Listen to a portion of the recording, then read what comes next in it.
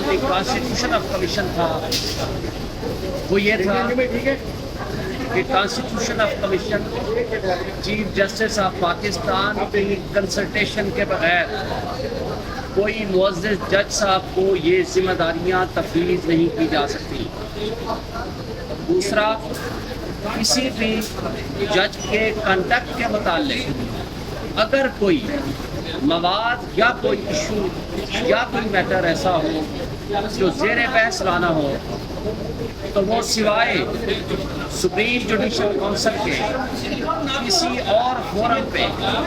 نہ تو وہ بحث ہو سکتی ہے، نہ اس کو ڈسکشن میں لایا جا سکتا ہے، نہ اس کے متعلق کوئی کمیشن بنایا جا سکتا ہے۔ یہ آرٹیکل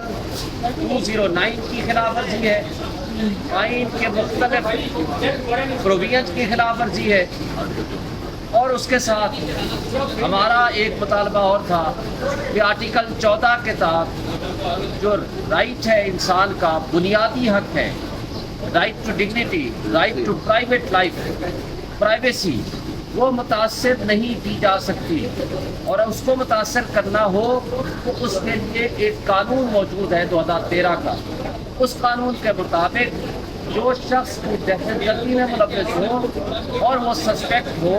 اور وہ جج کی رضامندی سے وارنٹ آف ارسٹ کوئی بھی ہمارے ملک کی ایجنسی لے تب جا کر کے اس کی سرویلنس کی جا سکتی ہے، اور ادروائز نہیں کی جا سکتی۔ اور اس کے اوپر سپریم کورٹ آف پاکستان پہلے بے نظیر بھٹو کے کیس میں فیصلہ دے چکی ہے، اس کے بعد اشتیاق مرزا کے کیس میں فیصلہ دے چکی ہے، اس کے بعد قاضی عیسیٰ صاحب کے کیس میں فیصلہ دے چکی ہے، اور ایک فیصلہ جسٹس محسن اختر کیانی اسلام آباد ہائی کورٹ نے دے دیا ہے جسٹس جاوید اقبال کے کیس میں۔ تو اس طرح کا جو انلیگلٹی آن دی فیس آف اٹ جو نظر آ رہی تھی وہ ہم نے ہائی لائٹ کی ہے، اور یہ آزاد عدلیہ کے تصور کے منافی ہے، اور عدلیہ کو انڈرمائن کرنا، ان کو زیر بحث لانا اور ان کے خلاف پروسیڈ کرنا مقصد صرف یہ تھا کہ کسی طریقے سے ہم جوڈیشری کو اٹیک کر سکیں۔ اور ایک بات صرف میں کر کے اپنی بات ختم کروں گا کہ یہ اس وقت ہوا کہ جب 8 فروری کو اسلام آباد ہائی کورٹ بار ایسوسیشن نے اپنی پہلی پٹیشن فائل کی تھی، کانسٹیٹیوشن پٹیشن نمبر 1،